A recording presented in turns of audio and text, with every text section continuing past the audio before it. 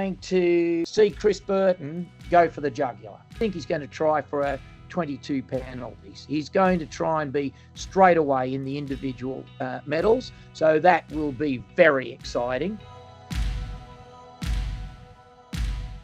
Hello everyone, I'm Heath Ryan, and the 3-day event discipline is going to be the first of the Olympic disciplines to go out on TV. If everything goes well, as planned, we expect it to be Chris Burton and Shadowman, Kevin McNabb and Scuderia 1918 Don Quidam, and Shane Rose and Virgil, the legend of Australian eventing.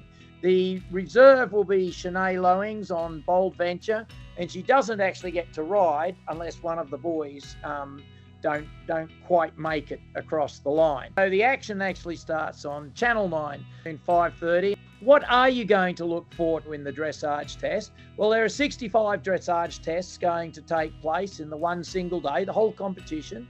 And the Olympic dressage test takes 3 minutes 50 seconds. So you go, oh yeah, well, 3 minutes 50 seconds, that's long enough to be bored in. But in actual fact, the 3 minutes 50 seconds is a sprint. No dressage test goes for 3 minutes 50 seconds. A preliminary dressage test in Australia will take 5 minutes 30 seconds. So you don't want to blink or the dressage test is gone. If you want to look at a 5-star test, it's 25% longer than an Olympic test. It takes 5 minutes to complete. Now, the Olympic dressage test, everyone used to say, well, it's not really the major influencing factor. It is once you start talking about the individual medals and the team medals. I can promise you they'll come out of the gate like a bolt, and it'll be that top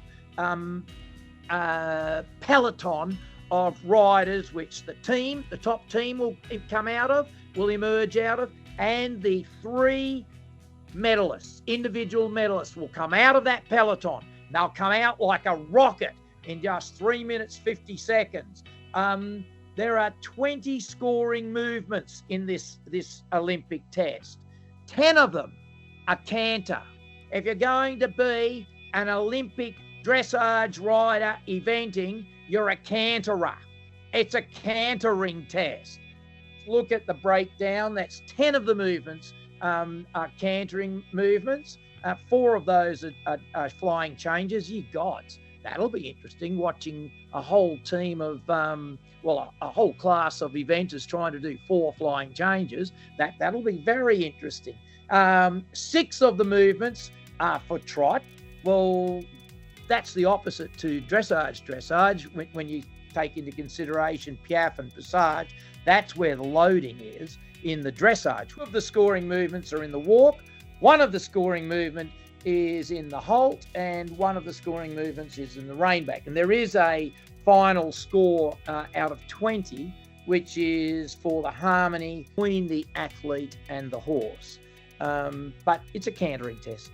It's cantering. So that is what we have to watch for. And we need to be in that front peloton. We need our riders to all get sub 30 penalties. Now, I would think Shane and Virgil are going to struggle. They can do it, but we need a PB from them. They've done a 26, so they can do it. I think Kevin McNabb, Don Quidam nearly needs to do a PB to hit the 30 mark. I think we're going to see Chris Burton go for the jugular. I would think he's on an upward trend. I think he's going to try for a 22 penalties. He's going to try and be straight away in the individual medals, so that will be very exciting. In the cross country and the show jumping in the days that follow, people will drop off the peloton, but it will be, you won't have people that come from behind come up and join the peloton. The dressage is going to decide who are the front runners. And the only thing that happens from there on is you'll have people drop off and have mishaps and slide out of contention. It's going to be just stunning viewing, and I couldn't urge everyone more to be watching it. It's going to be ferocious.